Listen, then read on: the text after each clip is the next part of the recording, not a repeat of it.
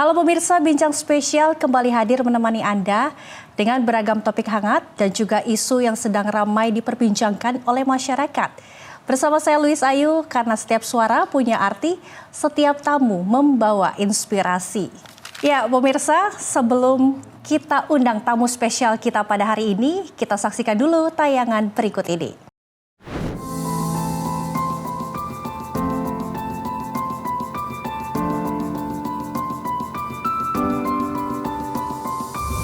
Di dalam diri manusia, terdapat ruang yang tak selalu terlihat. Ruang yang menyimpan lelah, cemas, dan harapan yang sering terpendam. Di tengah ritme hidup yang terus berlari, banyak jiwa belajar diam, tersenyum meski lelah, bertahan meski tertekan. Data menunjukkan, jutaan masyarakat mengalami masalah kesehatan mental, namun tidak semua berani bicara dan tidak semua mendapat ruang untuk didengar. Kesehatan mental bukan tentang lemah atau kuat, namun tentang merawat diri, menjaga harapan dan saling menguatkan. Karena jiwa yang sehat adalah awal dari kehidupan yang bermakna. Lalu bagaimana cara kita memahami, merawat dan menjaga kesehatan mental bersama? Selengkapnya di Bincang Spesial. Ya pemirsa, kesehatan mental kini menjadi isu nyata yang ada di tengah masyarakat saat ini. Menteri Kesehatan memprediksi sekitar 28 juta jiwa di Indonesia mengalami masalah kesehatan mental. Angka berdasarkan standar WHO ini menjadi alarm serius bagi kita semua. Dan pertanyaannya adalah apakah langkah ini benar-benar mencerminkan kondisi real atau justru hanya puncak gunung es? Karena banyak kasus masih tersembunyi di balik dari stigma dan juga keterlambatan penanganan. Dan di segmen pertama kita ini, kita akan membahas seberapa serius darurat kesehatan mental di Indonesia, di mana tantangan dan juga dampak sosial jika kondisi ini terus dibiarkan. Untuk itu telah hadir bersama kami Dr. Lisdayanti, SPKJ, spesialis kedokteran jiwa, dan juga Dr. Dian Vietara, SPKJ, subspesialis kedokteran jiwa anak dan juga remaja. Terima kasih dokter sudah meluangkan waktu. Bagaimana kabarnya dok? Alhamdulillah. Baik. Alhamdulillah baik ya dokter. Baik. Oke, kita langsung masuk pertanyaan pertama ya dok ya. Mungkin Menkes ini sudah memprediksi 28 juta jiwa masyarakat Indonesia khususnya mengalami masalah kesehatan mental, di mana masalah ini serius jika dilihat dari kacamata tenaga kesehatan jiwa. Seperti apa dokter? Itu angka 28 juta jiwa mengalami gangguan jiwa itu angka sangat tinggi ya. Tantangan yang serius ini menunjukkan bahwa permasalahan jiwa itu menjadi isu yang sangat penting ya untuk dibahas, untuk dikelola, untuk ditata laksana dengan baik. Karena ini menunjukkan bahwa banyak ya penderitanya di masyarakat. Terus juga ini menjadi tantangan bagi kami yang di dalam sistem pelayanan kesehatan jiwa. Terutama kami ya di perkotaan, DKI Jakarta dengan penduduk yang lebih banyak ya dari masyarakat yang lain ya, dari kota yang lain. Kemudian juga tantangan ini juga melibatkan bahwa sistem kesehatan yang udah ada sekarang ini baikkah untuk mendeteksinya, jadi mengenali kasusnya di seawal mungkin, sedini mungkin. Kemudian juga tata laksananya dalam pelayanannya, kemudian juga stigma yang sedang ada di masyarakat, kemudian banyak hal yang mempengaruhi pelayanan kesehatan jiwa di Indonesia. Dan angka ini tinggi, menjadi tantangan yang serius ya bagi kami.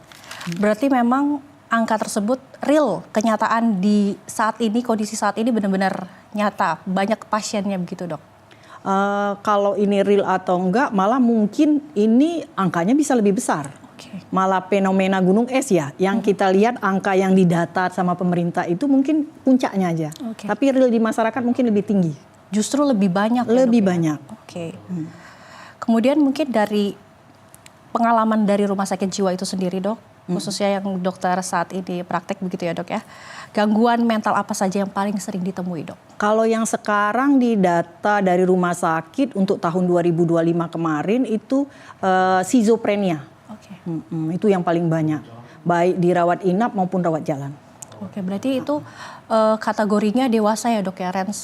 Untuk Bisa usia semua, gimana dok? bisa semua. Oh, oke. Bisa terdeteksi dari anak remaja juga bisa. Tapi yang kita kan, karena kebetulan saya kan memang yang psikiater dewasa ya. Jadi yang kita temui ya memang yang dewasa. Banyak itu kasusnya. Dan ini bisa kena ke semua ya, laki perempuan. Bahkan pada laki-laki itu usia lebih muda ya, belasan tahun bisa terdeteksi. Itu lebih banyak. Kemudian kasusnya ini yang dibilang gangguan jiwa berat ya, yang suka gelandangan, yang lusuh, lecek, kumel, yang kita tangkap di jalan itu kebanyakan itu schizophrenia.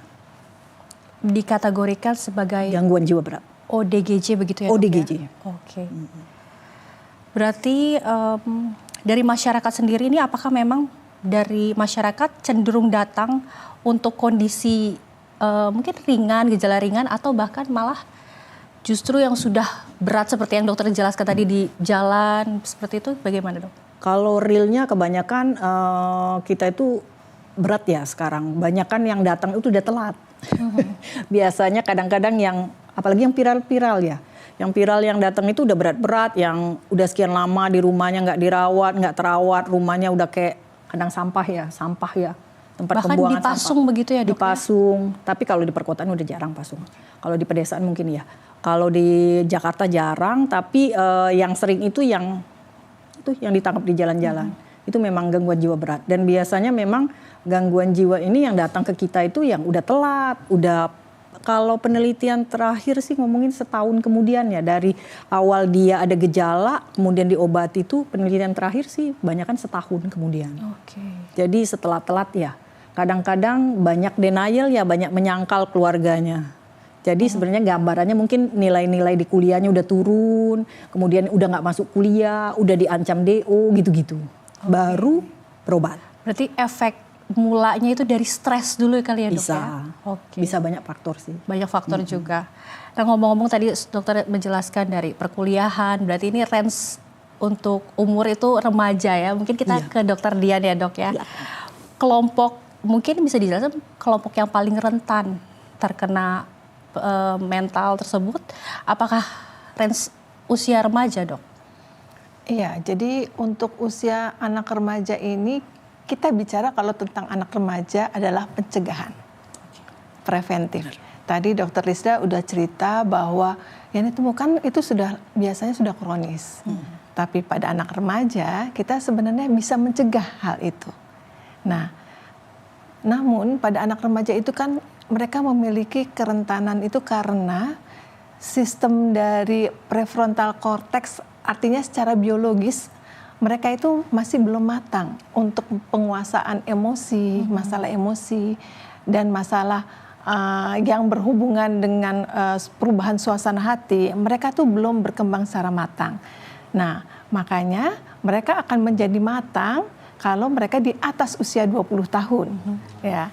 Selain itu juga kan mereka rentan karena tekanan teman sebayang saat ini marak sekali ya. Kayak bullying, cyberbullying dan sebagainya gitu loh. Itu menjadi kerentanan tersendiri untuk anak-anak kita.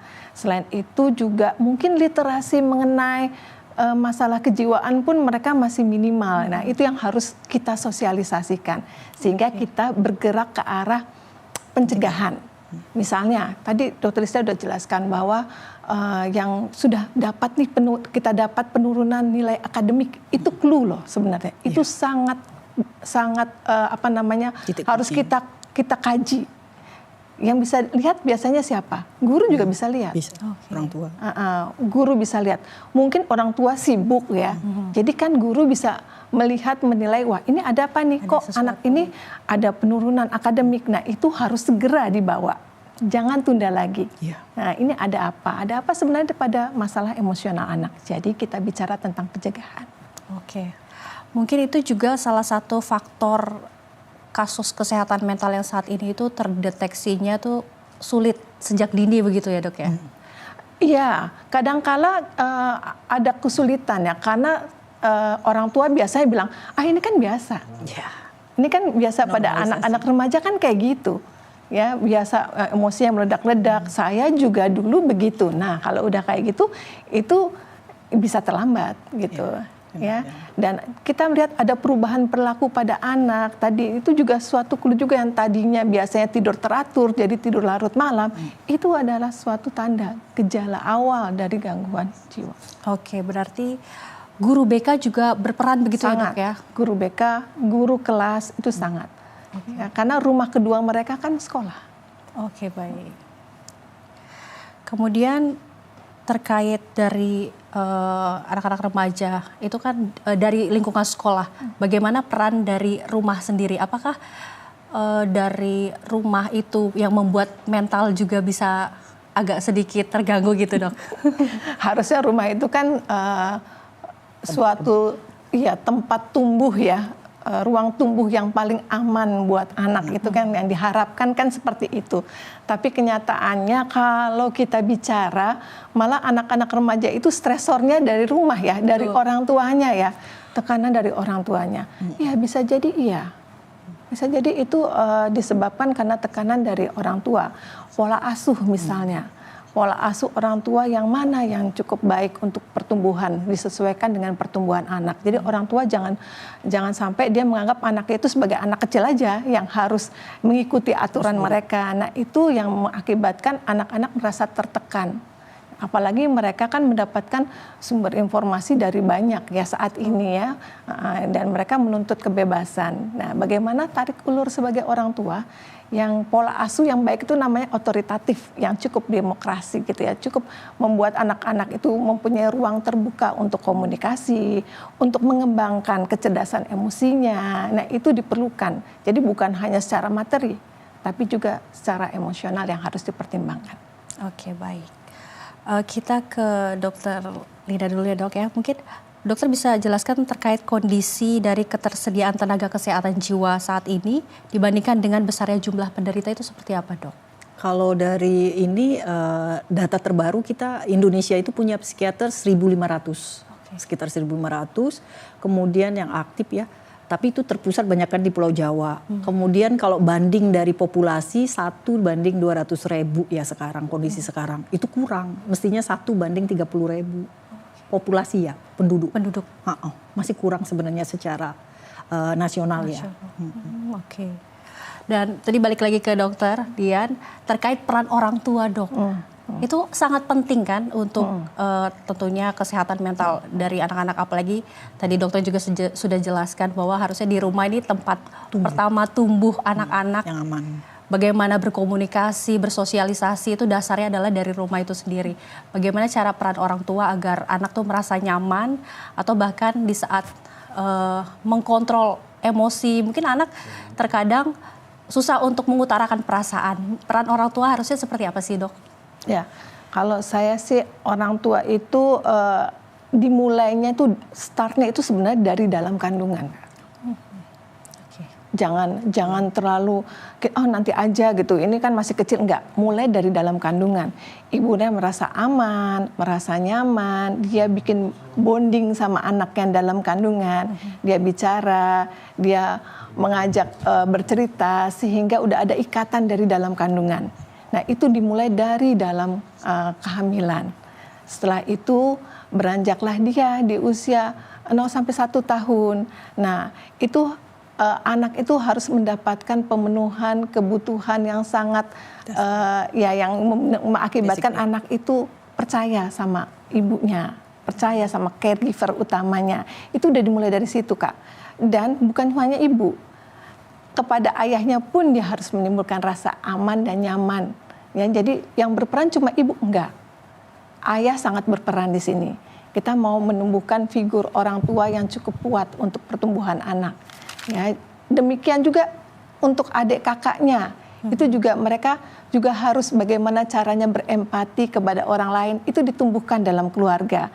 Kalau dia bisa menumbuhkan itu dalam keluarga, maka dia bisa mengembangkannya itu ke sekolahnya atau ke lingkungannya.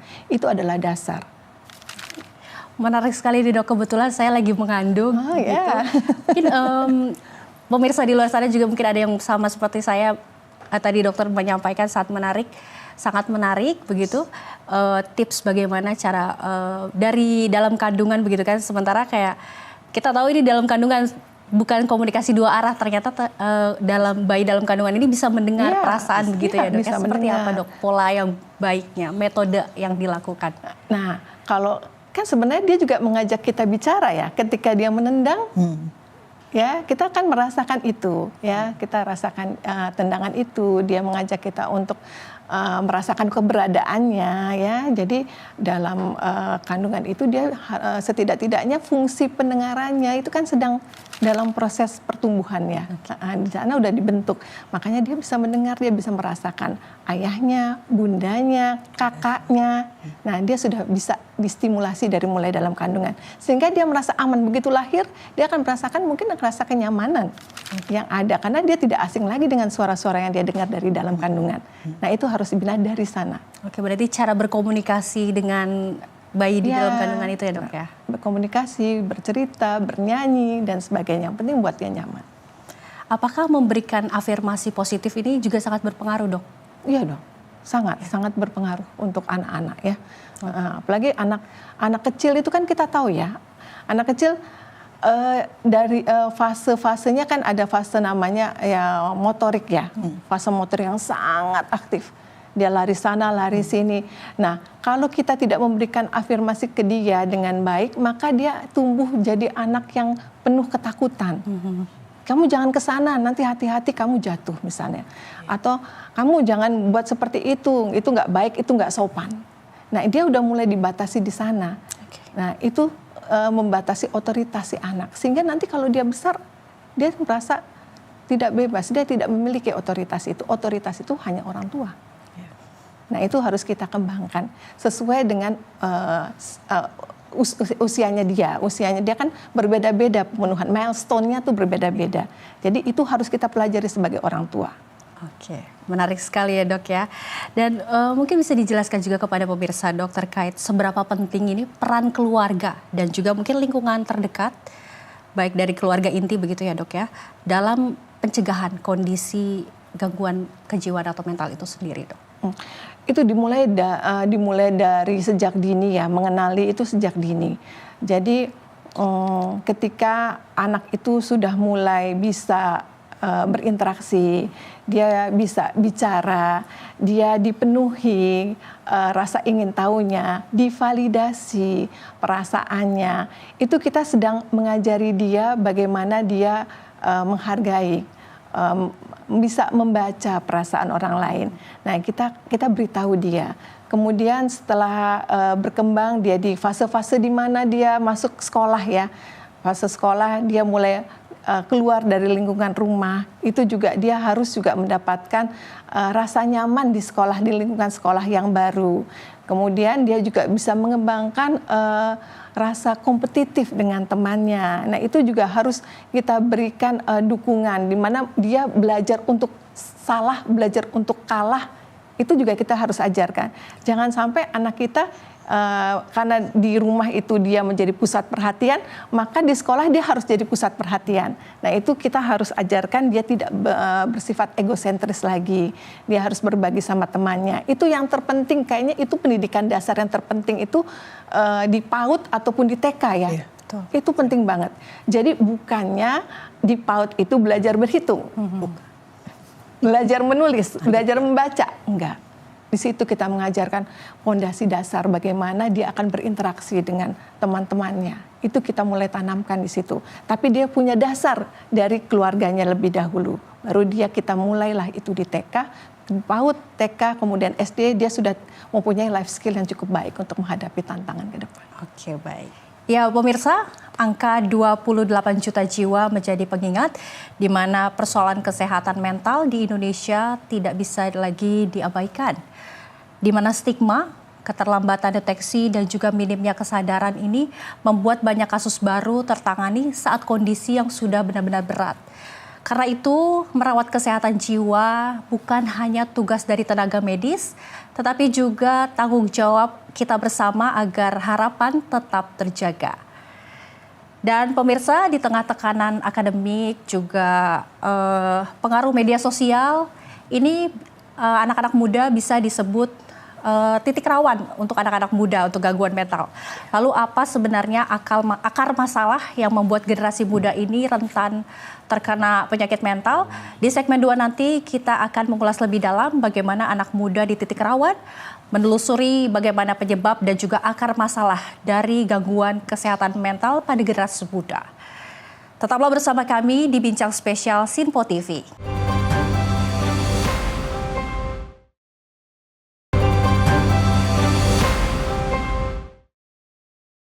Ya pemirsa, anak muda dan juga usia produktif kini disebut sebagai kelompok paling rentan mengalami gangguan kesehatan mental.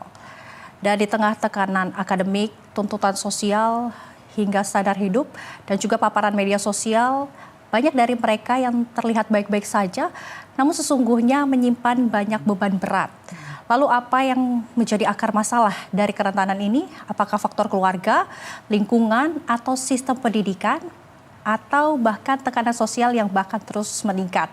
Tadi sudah dibahas sedikit dengan Dr. Dian, dan saat ini di segmen 2 akan membahasnya lebih jelas lagi. Langsung saja bertanya pada Dr. Dian, dokter spesialis khusus jiwa anak dan remaja RSKD Rumah Sakit Khusus Daerah Durensawit, begitu ya dok ya? Benar. Sama seperti Dr. Lisda yang prakteknya juga sama ya dok, di RSKD Durensawit. Silakan dokter. Baik, kita tahu kan kalau anak-anak remaja itu fase-fase mencari identitas diri. Dia bingung, dia ada di mana, dia untuk apa dia hidup di sini, untuk apa tujuan hidupnya dia. Nah, fase-fase pencarian identitas diri ini sangat rawan ya, sangat rawan. Kalau dia dapat peer yang baik, maka dia baik, dia tahu punya tujuan, atau idol yang baik ya, role model yang baik, dia tahu. Tapi ketika dia mendapatkan peer yang tidak baik, yang buruk, atau role model yang salah, maka sudah dia akan masuk ke arah yang tidak baik, pergaulan yang tidak baik juga. Nah, itu yang harus diantisipasi. Dan ketika dia tidak mendapatkan jawaban untuk apa saya ada di sini, atau akan jadi apa saya kelak, ini akan menimbulkan rasa cemas, sangat. Ini adalah sesuatu goal yang harus dia peroleh di usianya itu. Ketika dia tidak memperoleh itu, maka akan muncul rasa cemas dan khawatir. Kemudian kepada siapa dia akan bertanya? Nah, dia akan bertanya dengan teman-temannya, atau mungkin dengan orang tuanya. Kalau ada orang tuanya yang nggak sibuk di rumah, atau mungkin guru. Kalau gurunya perhatian sama dia, paling mudah dia bertanya pada siapa? Pada sahabatnya yang selalu ada di sisinya, yaitu HP-nya. Oke. Ya, berarti itu gitu. Dari lingkungan terdekat itu jadi pembanding diri sendiri dengan entah teman sebayanya, teman bermainnya, begitu ya dok? Iya, itu sangat berpengaruh. Sangat berpengaruh. Pada anak remaja, teman sebaya itu merupakan sesuatu yang signifikan, personal yang signifikan ya, yang sangat menentukan happy tidaknya dia gitu. Ini pada anak remaja, memang itu. Jadi orang yang sangat signifikan untuk kehidupannya itu peer. Bukan lagi orang tua. Orang tua masanya udah lewat nih. Nah, sekarang yang sangat signifikan untuk dia peer. Okay. Nah, di peer dia bisa lihat mungkin peernya yang offline atau peernya yang online. Okay.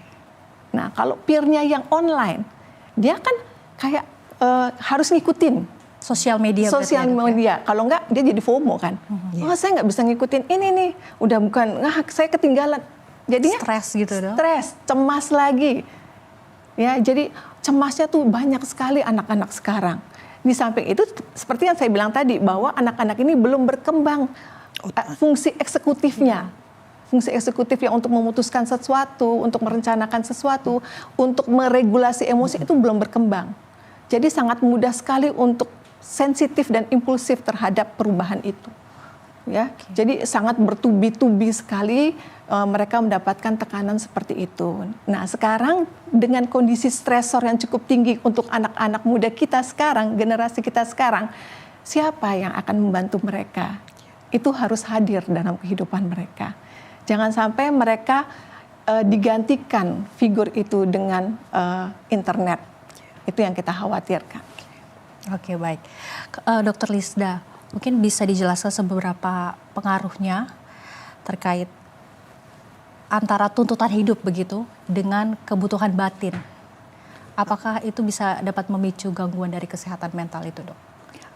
Antara tuntutan hidup dengan batin ya? Iya sih bisa memicu. Jadi istilahnya gini ya, zaman nih kayak gini kan ekonomi ya sulit gitu ya. Apalagi setelah COVID ya. Kemudian tuntutan ya macam-macam ya. Ya uang kalau yang udah menikah, kalau yang masih sekolah, kuliah itu tuntutan akademik. Kemudian dengan batin. Batinnya istilahnya ya di rumah gitu kan ya, kasih sayang dari keluarganya, kemudian perhatian dari temennya juga, dari lingkungan. Kalau itu tidak seimbang, banyaklah tuntutannya, kemudian daripada yang supportnya, ya udah bisa gangguan. Kadang-kadang apalagi yang tadi seperti Mbak Dian ya, tuntutan peer group tadi yang harus misalnya HP-nya harus iPhone, dia enggak, itu tekanan loh. Jadi memang yang di rumah tadi, yang support grupnya tadi, yang dari keluarga atau teman ataupun lingkungan sekitarnya kemudian mensupport kan itu bisa jadi ini, diredam. Nah itu yang pentingnya. Misalnya temennya iPhone semua dia enggak, dia biasa HP kentang gitu. Kan orang jadi ngedon loh. Kok beda sendiri, kadang-kadang beda sedikit di remaja gitu, kayak Mbak Dian itu udah jadi bahan bulian. Jadi sumber untuk dibully. Jadi memang keluarga yang support sistemnya tadi harus bisa meredam kayak gitu. Kalau nggak bisa meredam, calon gangguan, calon pasien. Oke. Berarti dari media sosial, tekanan sosial, standar hidup ini sangat amat berpengaruh ya pada kesehatan khususnya anak muda atau remaja begitu ya Dok ya. Oke, terkait jika tidak ditangani sejak dini gitu Dok ya, bagaimana dampaknya nanti terhadap kedepannya, khususnya generasi muda kedepannya? Oke, berarti kalau ini tidak tertangani berarti mereka kan memiliki mental illness. Iya. Ya, gangguan cemas pada masa kecil itu memprediksi gangguan di masa dewasa. Itu akan bisa menetap, mungkin cemasnya, mungkin depresinya. Bila itu tidak tertangani kan bisa menimbulkan gangguan jiwa berat seperti yang diceritakan Dr. Lista yang pertama itu ya, yang sudah tidak tertangani. Iya. Ya, dan itu akan melemahkan kita. Ya, produktivitas akan berkurang sekali. Kemudian mereka tidak mempunyai kompetensi yang sangat kuat ya untuk dirinya untuk menghasilkan bekerja. Produktivitasnya untuk itu bekerja, untuk bekerja nggak ada. Ya, kemudian kalau itu terjadi kan kita nggak bisa bersaing, daya saing kita nggak kuat. Terus mereka nggak mampu untuk bekerja, mereka nggak mampu untuk menghasilkan. Akibatnya mereka cuma jadi beban dari orang tuanya. Dan beban itu bukan orang tuanya aja, termasuk masyarakat dan negara kita. Kita nggak bisa menghasilkan generasi emas yang kita cita-citakan. Oke. Jadi beban. Jadi beban. Jadi ya? beban negara. Oke, Dok, ini juga menarik terkait banyak tren di TikTok juga saat ini, Dok. Di mana tadinya seseorang ini bekerja, tiba-tiba setelah punya anak begitu, melahirkan punya anak, mengurus, akhirnya untuk fokus beralih ke rumah tangga. Apakah itu juga bisa menjadi beban tersendiri dan mengganggu kesehatan mental itu, Dok? Bisa. Awalnya berkegiatan begitu, Dok? Bisa. Ada beberapa kasus yang datang ke kita di Poli, ibu-ibu, ada yang dokter, ada yang macam-macam ya pekerjaannya. Datang ke kita kemudian dia memilih untuk menjadi ibu rumah tangga setelah menikah. Biasanya kan awal-awal tuh masih bisa kerja tuh, setelah hamil, melahirkan, anaknya misalnya bukan cuma 1, 2, udah mulai. Biasanya memilih untuk nggak bekerja, kemudian dalam kenyataannya kadang dengan zaman gini ya, suami yang satu orang yang bekerja, suami yang bekerja, kadang cukup, kadang tidak. Nah kalau cukup sih aman ya.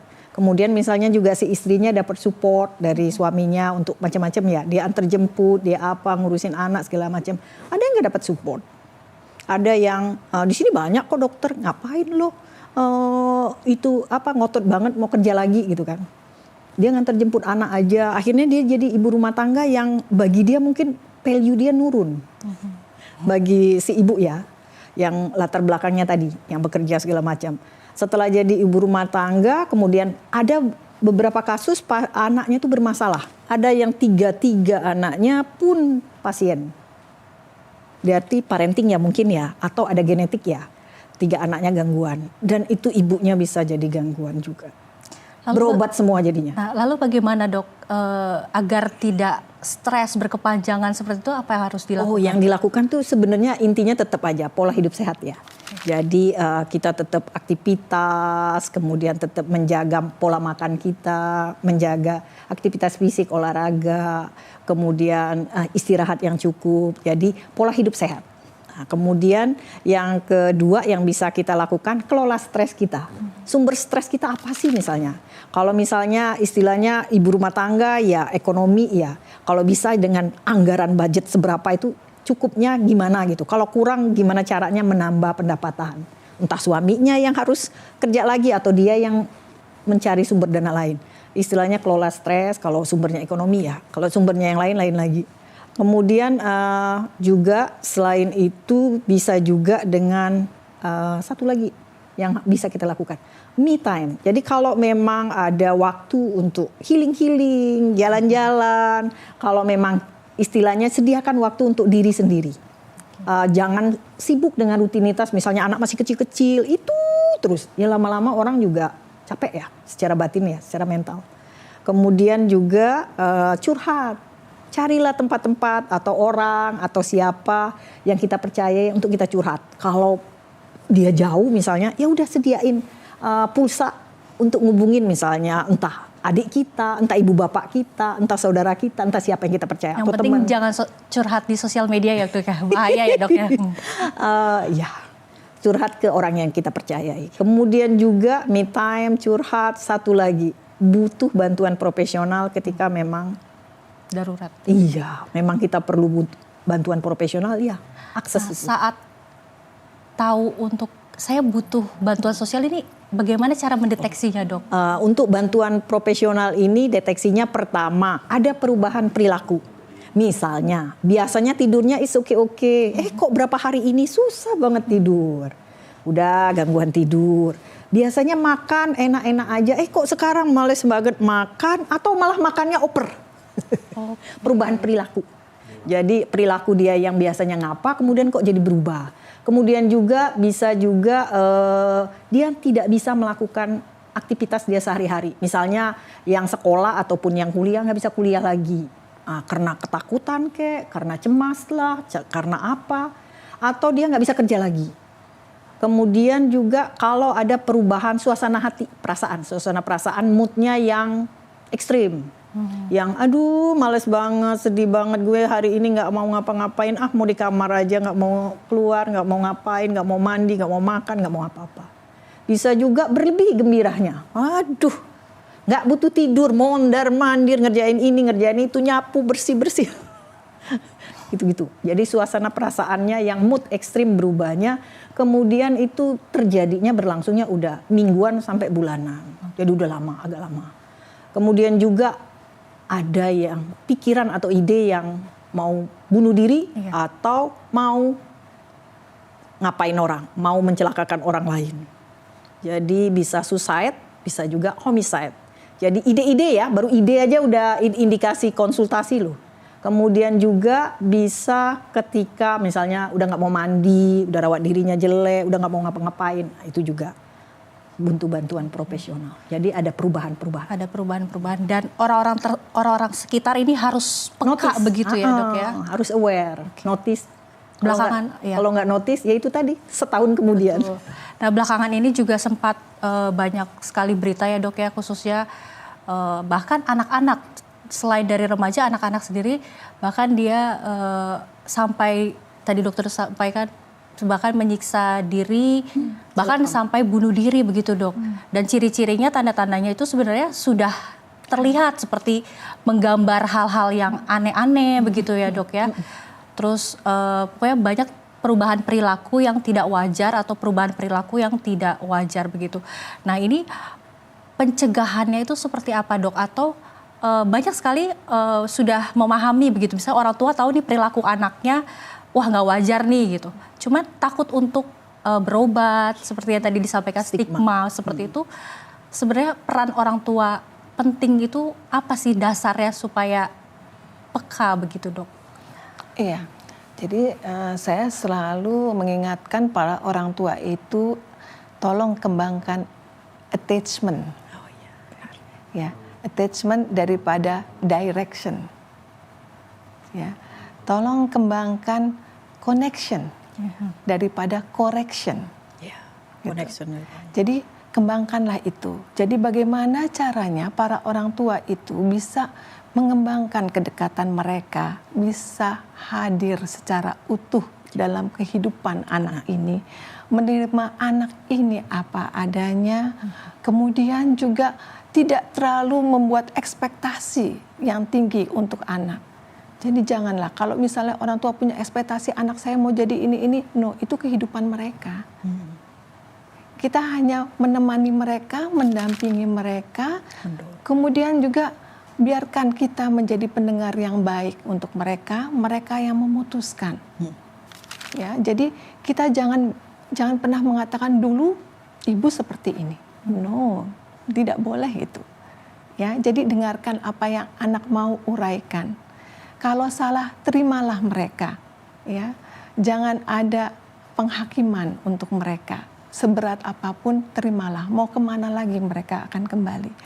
Jadi menurut saya kita memang harus utuh ada mendampingi anak. Bagaimanapun, seburuk apapun.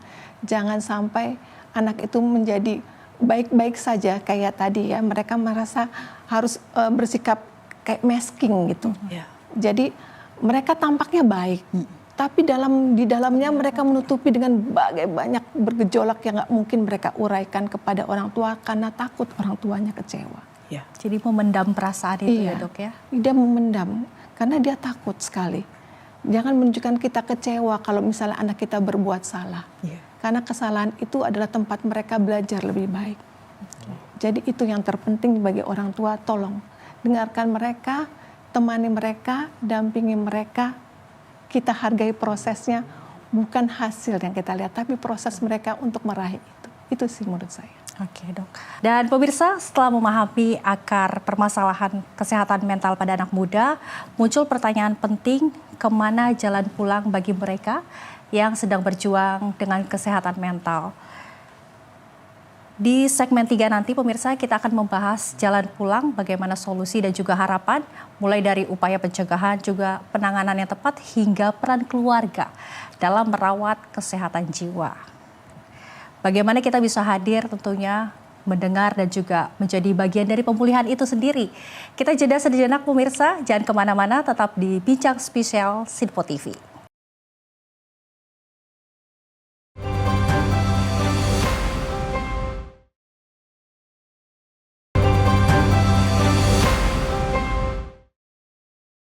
Terima kasih pemirsa, Anda kembali menyaksikan Bincang Spesial Sinpo TV dengan tema merawat jiwa menjaga harapan. Di segmen 3 kali ini pemirsa, kita akan membahas beratnya tantangan dan juga kerentanan kesehatan mental. Pertanyaan besarnya adalah apa yang harus kita lakukan bersama. Kesehatan jiwa bukan hanya tentang pengobatan saja, tetapi juga tentang pencegahan, kepedulian dan juga kehadiran orang-orang terdekat. Setiap orang memiliki jalan pulang dan setiap jalan pulang membutuhkan ruang yang aman. Dan pemirsa, kita akan membahas solusi dan juga harapan itu di segmen ini. Masih bersama Dr. Lisdayanti dan juga Dr. Dian dari Rumah Sakit Khusus Daerah Durensawit begitu ya. Dok, mungkin bisa dijelaskan dari sisi rumah sakit khususnya di RSKD Durensawit ini sendiri, layanan apa saja sih yang kini tersedia di sana, khususnya untuk masyarakat umum, Dok? Sebenarnya kita rumah sakit khusus ya, tapi kita punya ya jiwa non jiwa. Dan untuk yang jiwa kita punya layanannya rawat jalan, rawat inap. Kemudian kita juga bisa diakses dari BPJS, non BPJS juga pasien umum. Terus kita biasanya pasien masuk itu kadang bisa dari IGD, bisa dari rawat jalan. Kemudian kita juga bisa melakukan tindakan ya, punya alat ECT, elektrokonvulsif terapi. Kita juga punya TMS, transmagnetic stimulation ya. Kemudian punya neurofeedback. Jadi kita bisa melakukan beragam terapi. Jadi bukan cuma dengan pengobatan, kita juga bisa dengan tindakan untuk pasien-pasien jiwa. Misalnya kan kalau ECT itu untuk pasien jiwa yang udah berat-berat tadi, yang udah gizi tadi. Kalau untuk yang TMS itu bisa untuk yang cemas, depresi, untuk bermacam gangguan lain bisa. Kemudian juga kalau yang neurofeedback itu bisa untuk hiperaktif, ADHD, gangguan belajar, bisa juga untuk cemas, depresi juga bisa. Kita jadi istilahnya lumayan holistik ya, dengan 3 konsultan. Ini yang Salah satunya anak dan remaja. Kemudian kita juga punya geriatri dan satu lagi adiksi. Adiksi ini bukan cuma adiksi nafsa ya, narkoba, tapi juga termasuk adiksi perilaku, judol, pinjol, gitu-gitu, seks. Jadi lumayan lengkap. Dan untuk DKI. Dari pasien-pasien kebanyakan di sana dok, rata-rata dari usia remaja itu apa dok gangguan kesehatannya dok? Yang terbanyak itu anak dengan retardasi mental. Seperti apa IQ di bawah rata-rata.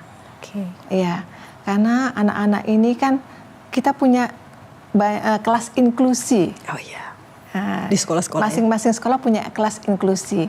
Dan kelas inklusi itu memperbolehkan anak dengan IQ di bawah rata-rata itu untuk ada di sekolah-sekolah reguler. Nah, itu banyak sekali kendala. Ya, kendalanya yaitu selain di kecerdasannya yang mereka memang tidak bisa mengikuti seperti anak-anak lain, dan juga ada masalah emosi dan perilaku. Ya, misalnya mereka suka marah-marah, tidak bisa kendalikan masalah emosinya, kemudian mereka teriak-teriak, dan ini menjadi masalah yang mengganggu kondusivitas dalam sistem pembelajaran. Itu banyak sekali, itu nomor 1. Nomor 1 yang terbanyak itu. Yang nomor 2 itu ADHD. Apa itu dok? Anak-anak dengan masalah hiperaktif dan gangguan atensi, perhatian.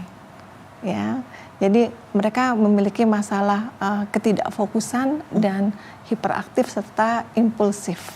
Tidak bisa diam. Jadi nggak bisa diam, lari-lari, jalan-jalan di kelas, kemudian sangat ngisengin temennya, jadi troublemaker di dalam kelas. Nah itu nomor 2 yang terbanyak ya untuk pelayanan. Pemicunya itu apa ya dok ya?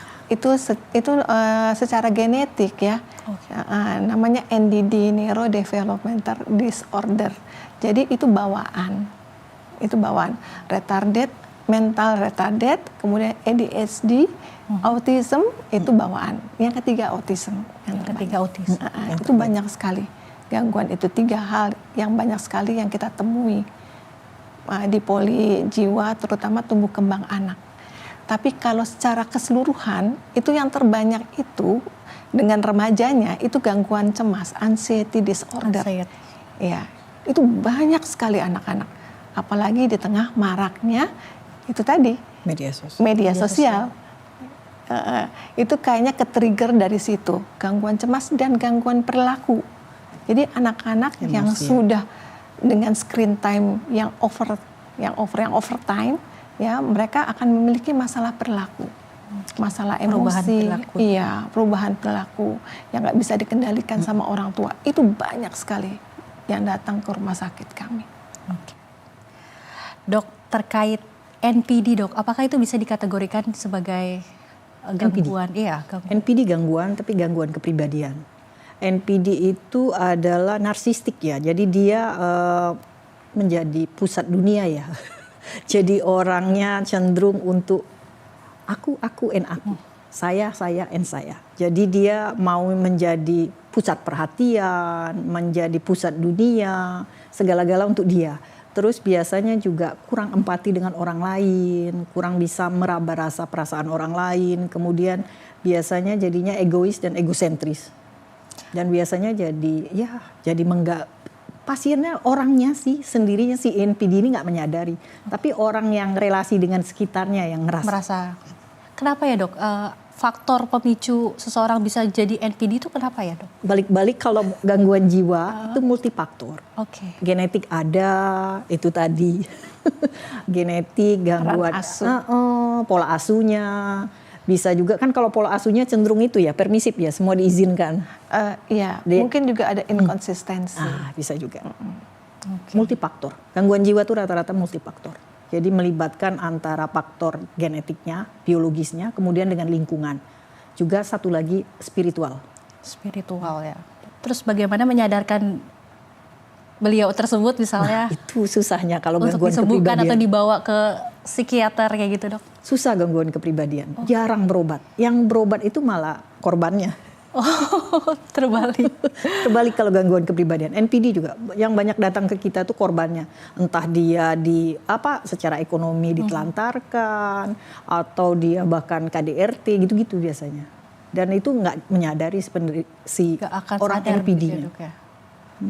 Korbannya yang banyak berobat ke kita. Makanya jadi sulit kan penanganannya. Iya. Karena dia nggak menyadari Gak menyadari kalau ternyata dirinya yang gangguan kepribadian.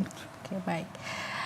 Dokter, kita ke pertanyaan selanjutnya nih terkait dalam kondisi darurat kesehatan mental saat ini, peran penting dari negara kita sendiri ini dan juga kebijakan dari pemerintahan dalam memberikan perlindungan khususnya untuk orang-orang yang mengalami kesehatan mental itu seperti apa, Dok? Jadi sebenarnya pemerintah itu mempunyai peranan pertama membuat kebijakan tentang pelayanan kesehatan jiwa, bagaimana sistem penanganannya, penyediaan obatnya, tenaga kesehatannya, fasilitasnya itu semua pemerintah. Yang istilahnya pelayanan kesehatan yang terjangkau, mudah diakses, mudah dijangkau siapapun dengan sistem pembiayaannya bagaimana. Itu pemerintah, kebijakannya di pemerintah. Kemudian menyediakan juga yang tadi fasilitasnya, mulai dari sistem rujukannya, dari yang pertama sampai rumah sakit yang tipe A-nya, tipe tertingginya, yang istilahnya yang paling lengkap ya. Nah, itu pemerintah yang menyediakan. Kemudian SDM-nya, nakesnya, obatnya, sistem rujukannya itu diregulasi oleh pemerintah. Kemudian juga termasuk edukasi dan promosi kesehatan tentang jiwa ini mestinya ada ya. Pemerintah juga hadir di situ. Kemudian juga untuk kalau daruratnya, kesiapsiagaan untuk daruratnya. Misalnya kan kayak orang bunuh diri itu kan termasuk darurat ya. Kalau untuk Jakarta kita kan punya sistem Jack Sehat, aplikasi ya untuk Jack Jiwa. Jadi istilahnya ada juga integrasi dengan ambulansnya. Ambulans jiwa ada untuk nganter-nganter pasien yang dari puskesmas, dari kelurahan, dari bermacam bisa diakses. Istilahnya pemerintah memang hadir di situ. Dari sistem itu juga sistem informasinya harus juga dari Kementerian Kesehatan juga harus terlibat di situ. Dan juga pendidikan begitu ya, Dok ya. Kurikulum mungkin ya, Dok, kurikulumnya. Jadi semuanya harus hadir pemerintah. Kalau pemerintah nggak hadir di situ, ya, kan tadi Dokter Lisda bilang 1:30.000. Ya, itu idealnya. Itu ideal. Kita 1:200.000. Kenyataannya. Nah, masih dengan fenomena gunung es yang baru ketahuan 28 juta itu kan baru ketahuan fenomena gunung es. Jadi kita masih banyak sekali yang belum. Nah, tenaga kita kurang. Jadi kita perlu tadi pelatihan juga jangan lupa. Iya. Pelatihan deteksi mungkin dini. Ya, pelatihan mungkin dari pelayanan primer. Iya, kita dokter latih. umum. Dokter umum karena tenaga kita sangat sedikit, psikiaternya minim dan tertumpu di pusat, di perifer belum. Oh, oke. Jadi berarti tidak tersebar di berbagai merata. Seluruh Indonesia Belum. ini tidak merata ya. Iya, Jadi, bahkan ada provinsi yang nggak punya rumah sakit jiwa, nggak punya itu harus psikiater. diperhatikan juga. Jadi harus ada pelatihan di dokter umum kan bisa menyebar ke semuanya. Iya, dokter umum. Nah, mereka harus punya dibekali ilmu itu. Deteksi dini ya. Paling enggak dibekali mereka. Plus kader-kader jiwa juga harus dikembangkan. Jadi jangan sampai ada pasung. Iya. Dan kader jiwa itu juga kalau perlu di tingkat SD, SMP, SMA. Kenapa enggak? Iya. Di sekolah. Di sekolah, supaya enggak ada bullying dan sebagainya yang bisa pencetus adanya gangguan jiwa. Jadi itu penting sekali pembelajaran. Guru BK juga membantu ya, Dok ya. Makanya pelatihan itu penting banget. Itu juga harus dipikirkan. Deteksi dini. Deteksi dini. Di sekolah. Bagaimana tanggapan dokter terkait dengan banyak sekali sekarang saat ini seperti YouTuber yang marak nih, dia membantu untuk merawat ODGJ tersebut meskipun tidak secara langsung dari pihak rumah sakit, cuman bahkan mereka memfasilitasi untuk penyembuhan. Itu seperti apa tanggapannya, Dok? Sebenarnya realnya itu kayaknya banyak ke rumah sakit kita. Oh iya. Mereka biasanya mereka membawa pasien. Membawa pasiennya berobat ke mereka kita. Membantu juga. Jadi istilahnya mungkin, mereka menjaring ya, menjaring di masyarakat, kemudian diobati di kita, dilanjutkan perawatannya.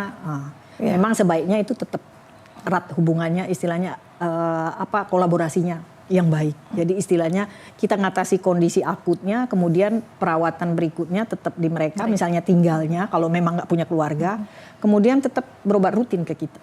Karena kan ada beberapa kasus yang memang kronis pengobatannya bisa lama, jadi memang harus kolaborasi yang baik. Oke. Dokter, ini menarik pertanyaannya dari selama dokter melakukan praktek begitu, pasti dokter sudah menangani banyak sekali beragam pasien-pasien, termasuk masing-masing dari penanganan dari dewasa dan juga anak-anak dan remaja. Ada nggak sih dok, mungkin bisa juga diceritakan kepada pemirsa kesannya dari dokter awal merawat begitu sampai dengan dia sembuh begitu dok? Ada nggak pengalaman seperti itu dok yang berkesan gitu dok? Banyak sih. Yang berkesan buat saya ketika saya mendapatkan anak-anak dengan gangguan yang sudah berat ya, yang sudah berat sekali. Kemudian apalagi nih saya tuh kalau anak-anak SMA kelas 3 yang datang ke saya, itu tuntutannya berat sekali. Bagaimana mereka bisa untuk mau kemana nih saya nanti, mau kuliah di mana. Sedangkan mereka dalam kondisi gangguan jiwa yang cukup berat. Nah, kesan saya akan bahagia sekali kalau misalnya anak-anak itu berhasil pulih dan masuk ke kampus-kampus impian mereka. Dan itu terjadi. Bahkan ada beberapa dari mereka yang sudah lulus sarjana. Jadi kita ikutin itu sampai mereka akhirnya bisa lepas dari gangguan tersebut. Besar harapannya ketika dia masih remaja kemudian bisa diatasi. Makanya kalau kita bilang psikiatri anak lebih banyak ke preventif. Mereka terhindar dari penyakit jiwa yang kronis tadi. Mereka bisa lepas, mereka sudah sembuh, mereka sudah pulih dan meraih impian mereka. Berarti mereka sembuh total begitu atau masih dalam proses sembuh total? Sembuh total. Sembuh total. Itu yang membuat ibu terkesan begitu ya? Iya, sembuh total dan mereka sudah tidak berobat lagi. Iya. Ya. Kalau dokter Lisda seperti apa dok? Kalau aku yang berkesan itu ada satu kasus. Perempuan usianya cantik. Sebelumnya dia menikah, terus pindah ikut suaminya ke luar Jawa ya. Kemudian dalam perjalanannya dia menjadi gangguan jiwa. Ya mengalami KDRT dan sebagainya, proses pisahnya traumatik bagi pasien itu. Akhirnya dia keluarganya mesti jemput dia pakai bantuan aparat lah gitu ya. Datang ke poli itu dalam kondisi orangnya cantik banget. Terus sambil ngoceh-ngoceh, nggak nyambung, rawat diri nggak keruan, udah keluarganya tinggal nangis aja ibunya. Kemudian dia ada kakak, nah itu berobat pertama datang kayak gitu, anaknya nggak bisa dibawa. Anaknya ditahan di keluarga suami. Itu padahal suaminya itu teman satu kerjanya, teman di pabriknya kerja. Jadi dia habis-habisan untuk mendukung suaminya, tapi dia gangguan, kemudian dia nggak diobatin, nggak diapa. Keluarganya yang mesti narik dia dari situ, dan anaknya masih belum bisa. Hak asuh kan biasanya kalau di Indonesia kan di ibu ya, walaupun ibu ODGJ segala macam ya, tapi berusaha dia untuk mengambil hak asuh anak tersebut dan masih berproses. Terakhir tapi senang ya alhamdulillah, kemudian dia bisa kembali kerja lagi, bisa memproses hukum untuk anaknya diambil sama dia. Itu istilahnya ngelihat dari perkembangan yang kacau banget sampai dia membaik itu, bisa kerja, bisa itu lagi, berapa bisa lama, mempunyai harapan lagi, impian lagi. Proses berapa tahun ya? Sekitar 3 ya. Karena mungkin ini gangguan yang pertama ya, kalau pertama istilahnya cepat diobati, cepat itu insya Allah kok. Bisa sembuh ya dok ya? Dukungan tadi, dukungan keluarganya. Dukungan keluarga dan lingkungan sekitar termasuk ya dok ya? Oke dok. Sebagai penutup dok, mungkin bisa dijelaskan harapan dan juga pesan para dokter ini untuk masyarakat agar tidak takut untuk berbicara mengenai kesehatan mental dan juga untuk berobat khususnya. Pertama bahwa gangguan jiwa itu bisa dialami oleh siapa saja. Kedua, jangan takut untuk membahas tentang gangguan jiwa, dan itu bukan merupakan aib, bukan merupakan lemah. iman atau cacat mental atau apapun ya. Let's talk about mental illness. Yes. Jadi kalau kita bicara psikiatri anak itu seperti saya uraikan tadi, kita akan menciptakan generasi yang kuat, bukan generasi yang cemas. Ya, dengan masa depannya dan sebagainya. Tapi kita bicara tentang generasi tangguh untuk menghadapi semua tantangan yang akan dia hadapi nanti. Jadi nggak perlu takut untuk datang ke kami. Oke, baik. Ya pemirsa, jika hari ini Anda merasa lelah, tertekan, atau bahkan tidak baik-baik saja, ketahuilah Anda tidak sendiri, karena setiap orang berhak merasa lemah, dan setiap orang juga berhak mencari bantuan. Berbicara mengenai kesehatan mental bukan hanya tanda kegagalan, melainkan juga bentuk dari keberanian untuk tetap bertahan hidup. Dan dalam setiap proses pemulihan juga akan selalu ada jalan pulangnya. Merawat jiwa adalah merawat harapan dengan mendengar, hadir, dan juga saling menguatkan. Kita bisa menjadi bagian dari pemulihan itu. Saya Louise Ayu mengucapkan terima kasih kepada pemirsa dan juga kepada Dr. Lisdia Yanti, spesialis kedokteran jiwa, dan juga Dr. Dian Vietara, spesialis kedokteran jiwa anak dan juga remaja. Terima kasih dokter atas kehadirannya dan juga pandangannya yang telah dibagikan pada bincang spesial kali ini. Semoga diskusi ini dapat memberikan manfaat juga dan juga menjadi penguat harapan bagi masyarakat. Dan pemirsa, sampai jumpa lagi dalam bincang spesial Sinpo TV berikutnya.